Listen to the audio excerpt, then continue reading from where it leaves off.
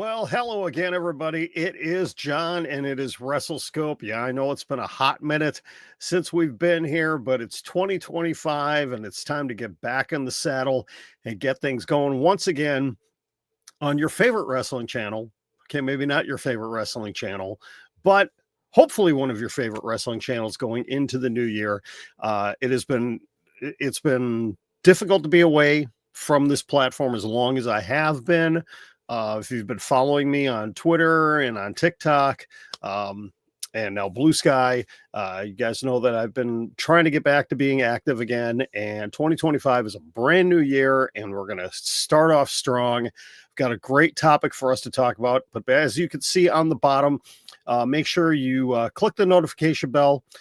So you can be updated every time new content goes on here. I will be going live down the road. Right now, it's just going to be the recorded videos. You could also follow me on Instagram, on Twitter, X, and on TikTok as well to stay up to date on everything. Right now, Blue Sky, I'm going to put Blue Sky in here later. It's actually just a personal account right now, which I will add that into the link tree down the road. But the topic of discussion for today, it's been something that's been weighing on my mind for really the last couple of weeks as I've been thinking about it. And it is what wrestling companies are trending up for 2025. So we're in the brand new year. Things have already kicked off. We've seen AEW do their first simulcast on Max. We've got WWE coming up on their debut on Netflix. We're not going to talk about what happened on Dynamite on Max quite yet. We're going to take a step backwards and pretend like it is New Year's. It is actually New Year's, and we're looking ahead to things. And this is just going to be a brief discussion for every company. Not going to give predictions on what I think is going to happen. It is going to be a critique on things in a way. So, and in the comments, please leave your comments on what companies you think are trending up, trending down. If I'm right on what I'm saying, if I'm wrong. Now, this is just for the bigger United States based companies. We're not going to get into, AAA, CMLL, NOAH, New Japan, Rev Pro, anything like that. We're not going to be getting into anything international. We're just going to focus solely on US based companies right now. And obviously, we got to start with the big one. We have to, is WWE. So WWE is going into a whole brand new chapter of its existence now, starting this coming Monday. This is being recorded on January 2nd on Thursday. So we haven't gotten to the first 3-hour SmackDown. We have not gotten back to the 3-hour Raw, which will be debuting on Netflix. But coming out of 2024, going into 2025, WWE is trending very well. 2024 was a solid year for them. Had many things go extremely well. The PLEs, the ticket numbers, obviously the numbers coming out of WWE as far as record-setting PLEs in foreign countries because of the ticket prices that they charged for things. It was all trending in the right direction. They have this new fantastic deal with Netflix that's coming in.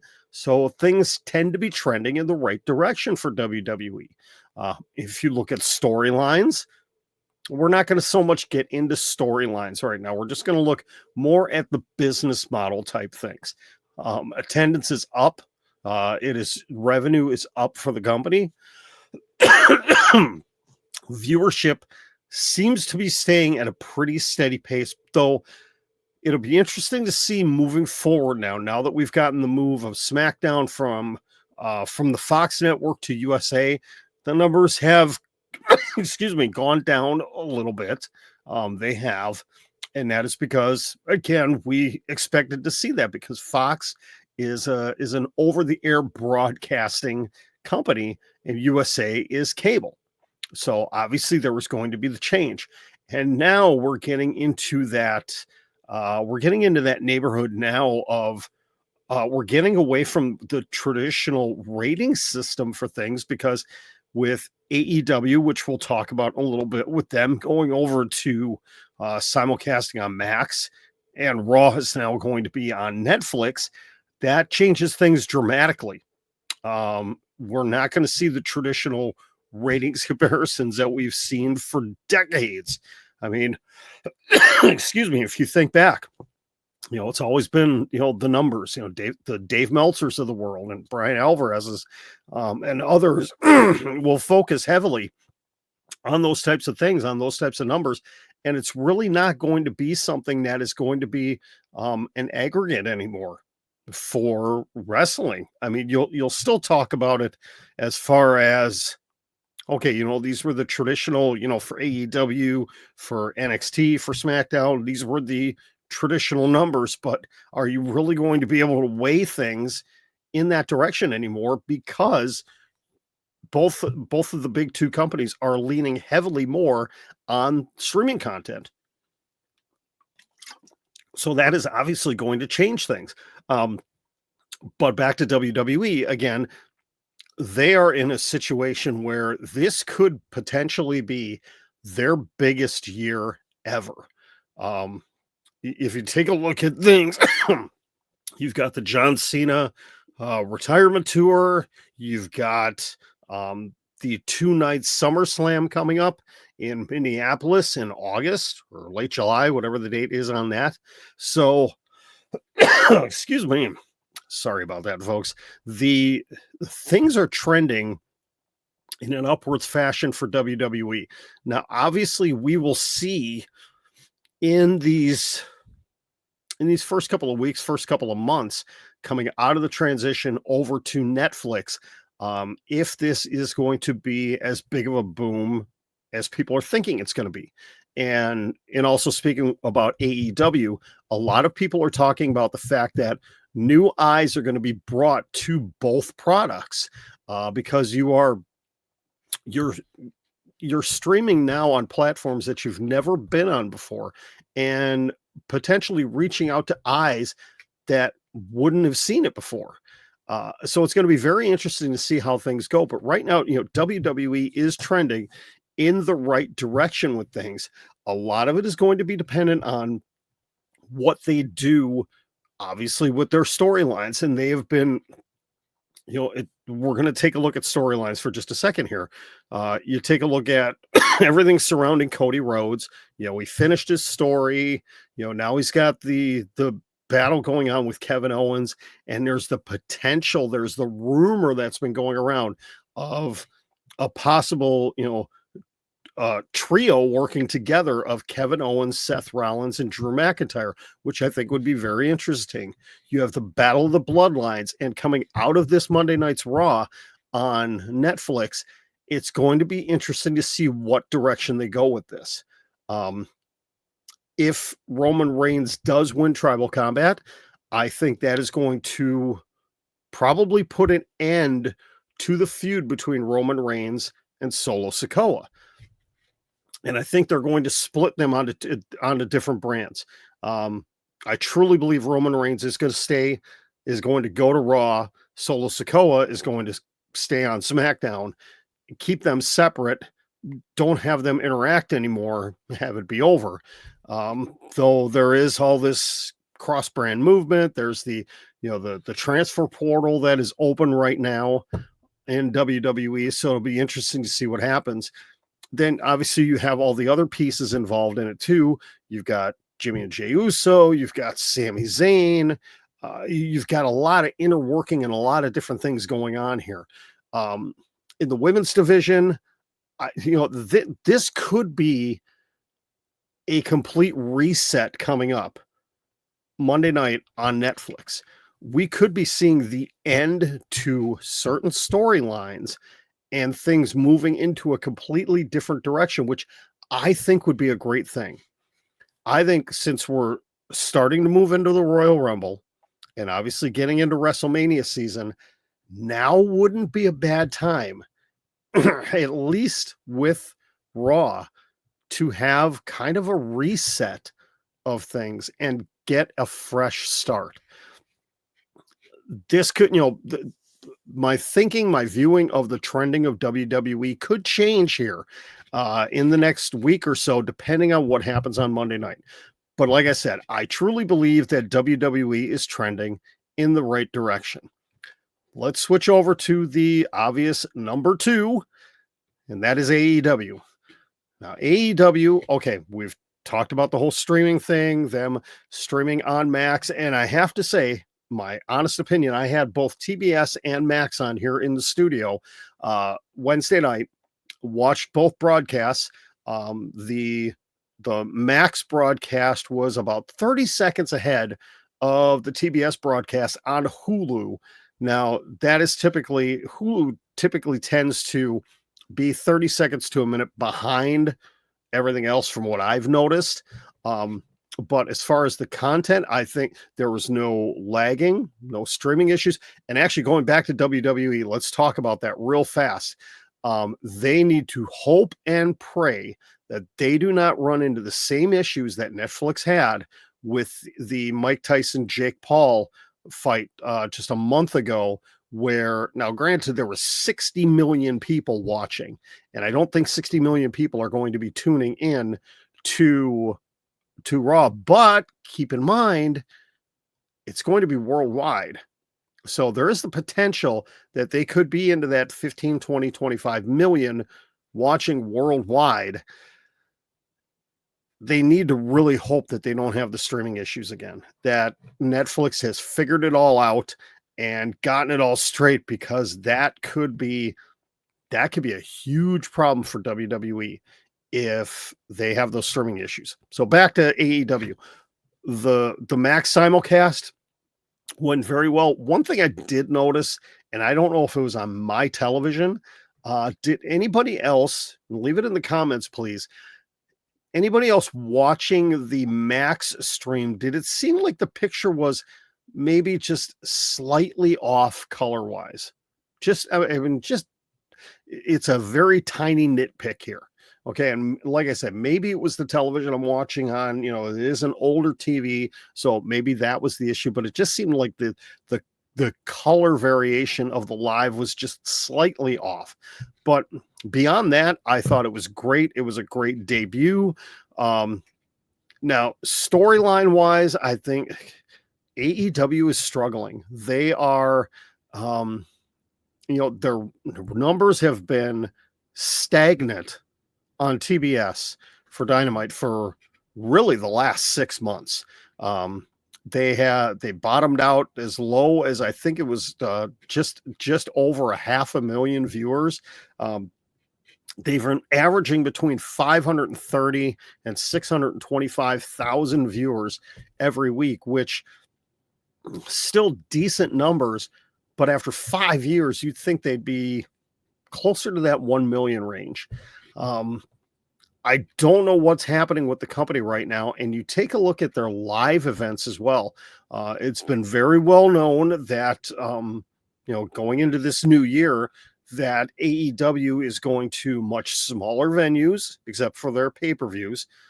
They're averaging between 1,000, 3,000 seat venues, except on some of their bigger shows.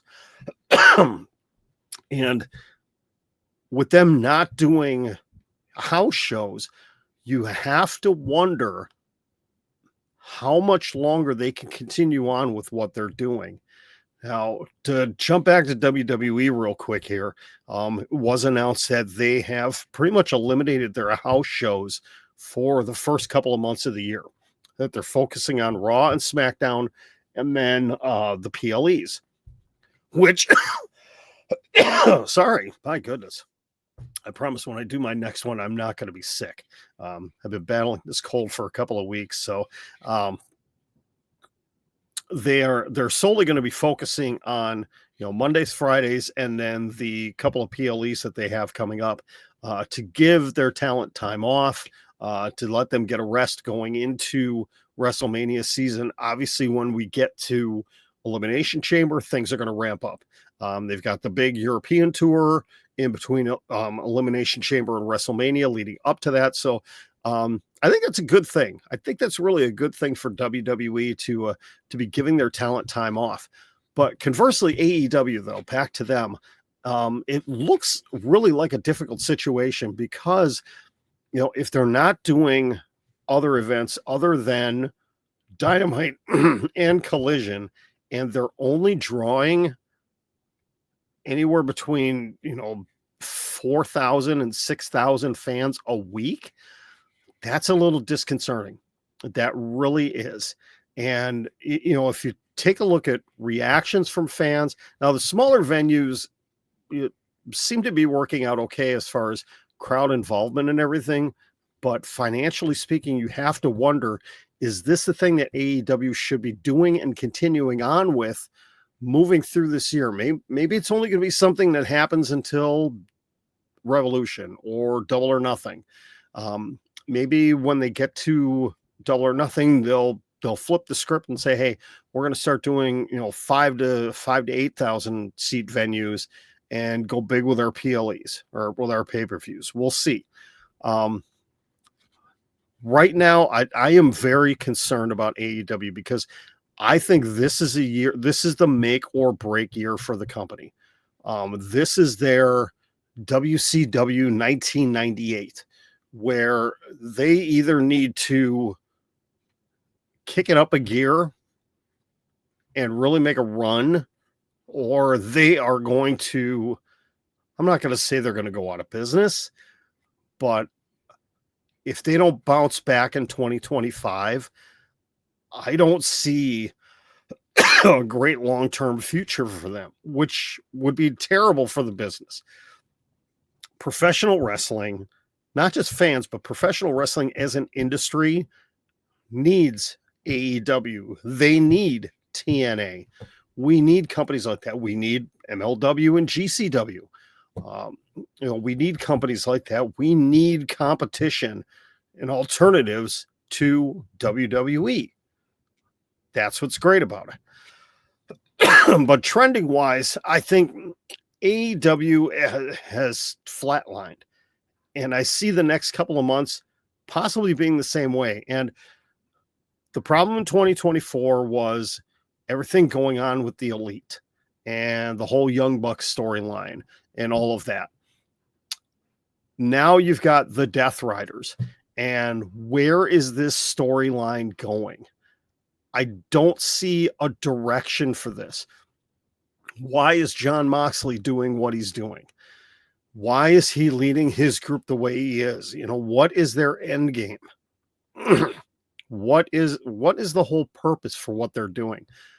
Until fans truly understand this, I don't know if people can gravitate around it. And okay, I said I wasn't going to get into storylines, but I'm going to. I have to here when we're talking about trending. The women's division. Where is the women's division going? Yes, we get, a couple matches a week, but Mariah May saying that she doesn't have any challengers. Have you looked at the talent pool in their women's division? It's pretty strong. The TBS champion. Okay, sorry. I was not a fan of Sasha Banks in WWE. I cannot stand Mercedes Moné in AEW. She is the worst possible thing for that TBS championship. And thankfully, she is not the women's world heavyweight champion or the world champion, because I think that would absolutely kill that division. There just is no rhyme or reason to anything that they are doing with the women's division. And then you've got the tag team belts. No offense to Private Party. No offense to Zay and Quinn. But what on earth are they doing with those championships? What are they doing? Yes, they're being defended on Collision this week against Leo Rush and Action Andretti. But you've got plenty of other teams that could be in the mix. And then I don't remember who it was that posted it today, but I saw a post on X asking, what's the hierarchy of the mid card titles? You've got the TNT, the International, and the Continental Champion. What's above the other one? Are they on equal terms? Are they, one below the other? I don't think AEW really knows what it's doing right now, and this has been an ongoing problem. Until that gets fixed, they're going to stay where they're at, and they may start dipping again. And the other big thing, and I should have led with this, is AEW does not have those couple of marquee names that people can gravitate to. Yeah, professional wrestling fans, yes, we know Will Ospreay. You know, we know Kazuchika Okada. We know Chris Jericho, and we know MJ. You know, we know those names. But when it comes to opening up to kind of the fringe fans, the outside fans, you look at WWE. I mean, they've got, you've got Cody Rhodes, Roman Reigns, the returning Charlotte Flair, Becky Lynch, Rhea Ripley, so many different people that, are faces that people can be drawn to. What does AEW have? What do they really have that is a draw for them? And I don't really see it. If you're not an AEW fan, what would draw you in to watch that? That's my question. And until they get that changed, I don't think their trending is going to go up. All right. I'm going to jump around here. I was going to do one, but we're going to do another one. TNA. Now, this is an interesting one. TNA had a very tumultuous 2024. At the beginning of 2024, we saw the departure of Scott D'Amore as the head of the company, the head creative guy. Scott D'Amore was the face of TNA wrestling and was doing some amazing things, but somehow Anthem Sports Entertainment, they felt the need to remove him, to have him leave the company. And there was some question marks in the first quarter, the first 6 months of the year. They did do well. The big viral push of Joe Hendry helped the company immensely. And then the short-term partnership with NXT, which we'll get into NXT in just a few minutes here, was very helpful to them as well. They had some up times, they had a few down times. You can't compare them to WWE or AEW. They really are their own. They're their own animal, and I enjoy the great majority of the things that TNA does with Impact Wrestling. A lot of it is good. They've done well with their, with the venues that they're doing. They're doing the smaller venues, and it's working because those are passionate crowds. And they do multiple tapings in a city in a weekend. They will do 2 to 4 weeks of television tapings at a time, which is great because you've got passionate fans that are there, and it's working for them. But the big concern coming into 2025 is the departure of a lot of names. Yes, they have brought in, they brought in Nick Nemeth. The Hardys returned. You've got the return of Tessa Blanchard, which we'll see how that turns out still. It's still very early on in this. But, you've had, Speedball Mike Bailey leave, Kushida, Trent Seven, Josh Alexander will be leaving soon, most likely. Jordan Grace will be leaving. Jade Chung, the ring announcer, and Josh Alexander's wife will be leaving. There's a couple of other names too that I know I'm forgetting. AJ Francis just re-signed. Nick Nemeth, I don't think is going anywhere. Joe Hendry is there for at least the short term. I think his contract goes through this year. I'll have to check into that. But this could be a very interesting first 6 months of the year for TNA. The loss of Jordan Grace in the women's division is going to be huge. If they decide to bring in Tessa Blanchard to replace her, I don't know if that's going to work. You still have some bigger names in there. Like I said, you've got Nick Nemeth, you've got Moose and the System. You've got the Hardys. Chris Bay being injured, that is a huge hit to them right now in their tag team division, though Ace Austin has moved now and he's doing singles again in the X division, which is great. They continue to, they're propping up Steve Macklin with Eric Young, which is great. The women's division is looking good right now. Masha Slamovich as the champion is solid. You've got some definite contenders there in Ash by Elegance and Tasha Steeles, the former champion, and now Tessa Blanchard. We'll see what happens. TNA is in a good spot right now where they are as the number 3 of the companies. And I think they're going to maintain that spot. But again, these first 6 months of the year are going to be really telling for this organization if they are able to survive the major departures that they're having in the company, if they can bring in some more talent to help kind of fill those spots and build those things up. They've always done well with that because, they're a stopping point. They really are a stopping point for a lot of talent before they move on somewhere else. Or, people will come back after being released from somebody and then move on again. I think TNA, if they can survive, and thrive in these next 6 months, they're going to be fine. They're going to be good. All right, let's move on to NXT. NXT, I am excited for 2025 for NXT, especially for the women's division. My goodness, when they say they've got the best women's division in the world, I truly believe that they do. Because, you take a look at it top to bottom, you've got, Roxanne Perez, you've got Fallon Henley as their champions, Julia, Stephanie Vacour, Delta. You've got Cora Jade, who just returned, Sol Ruka, Kalani Jordan, Lola Vice, Jada Parker, so many talented women, Gigi Dolan. You've got, the whole Fatal Attraction group, just a lot of great talent there. And they're bringing more in. There's more women working their way up. Now, obviously, Roxanne Perez is going to get called up to the main roster. If it doesn't happen before WrestleMania, I'll be shocked. I actually wouldn't be surprised if it didn't happen before the Royal Rumble.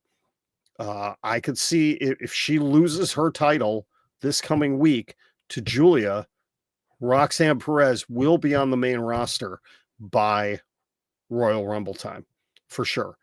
If she defeats Julia, I could see her hanging on to that title until WrestleMania, WrestleMania weekend, and moving her up.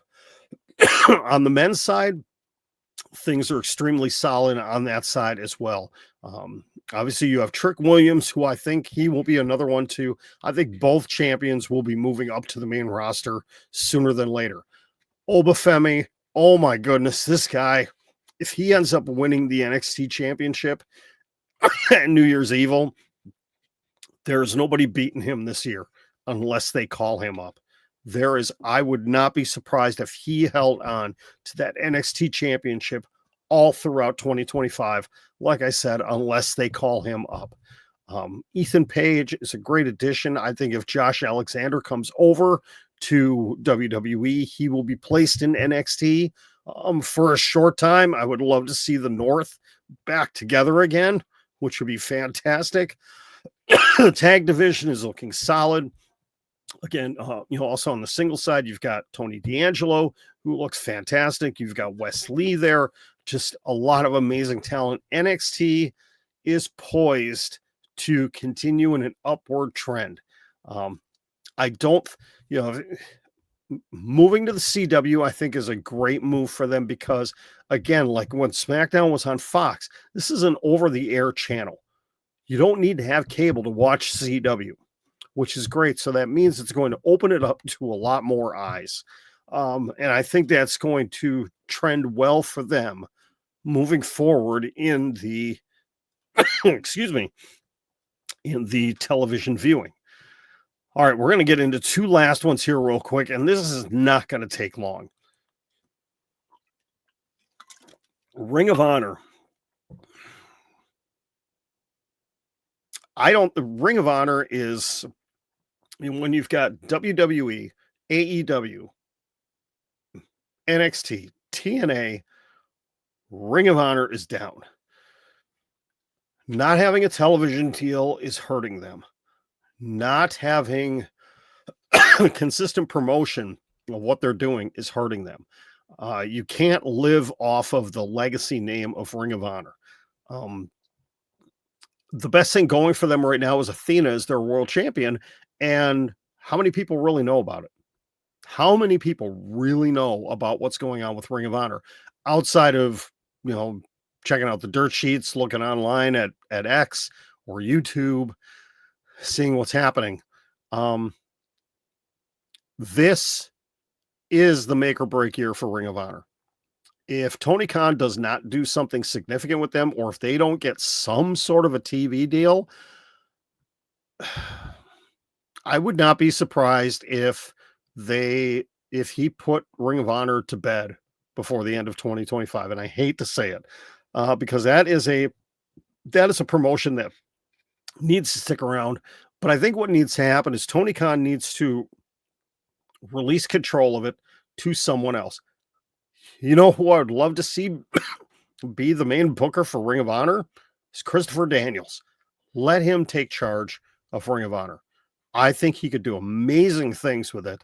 But again, they've got to get a TV deal, or they've got to do something on YouTube. You'd think with the deal that they have with WBD, that Tony Khan would be able to work something out with them to get, put them on True TV. WBD's got enough properties out there. Put them on True TV. It would be fantastic. Put them on a Saturday night on True TV. I think it would be great. Or a Sunday night. Something, anything.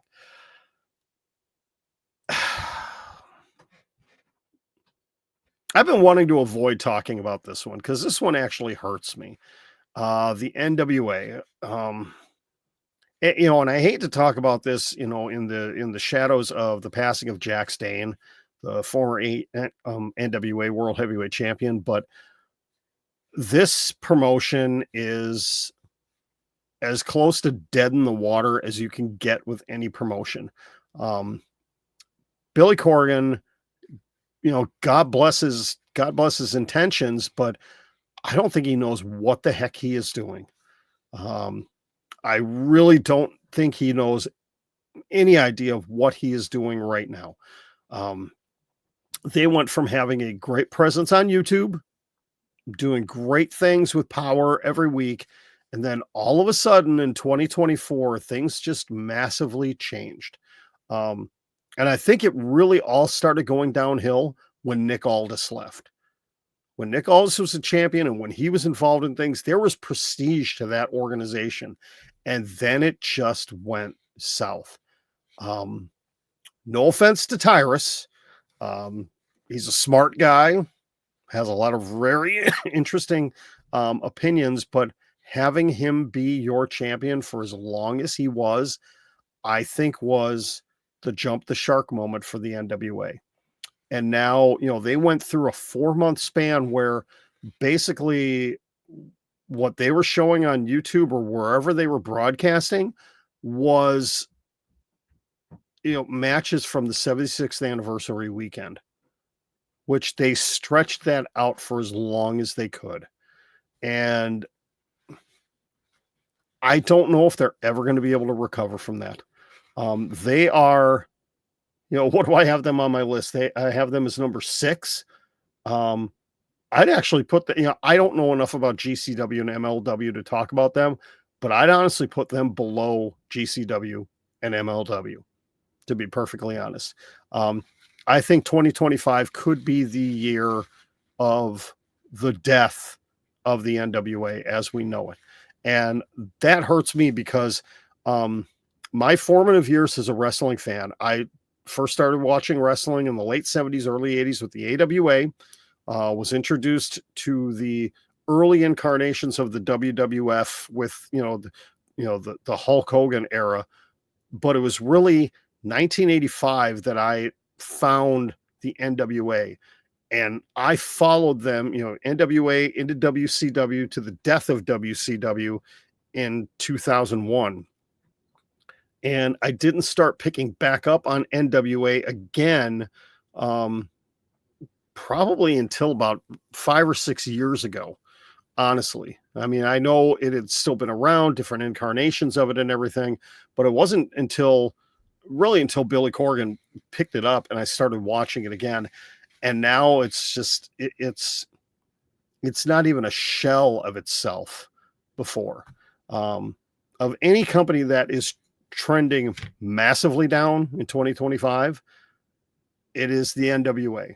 Ring of Honor is a little bit above them, but the NWA is trending into you're dead and 6 feet under territory. All right, this went a lot longer than I thought it would, but that's okay.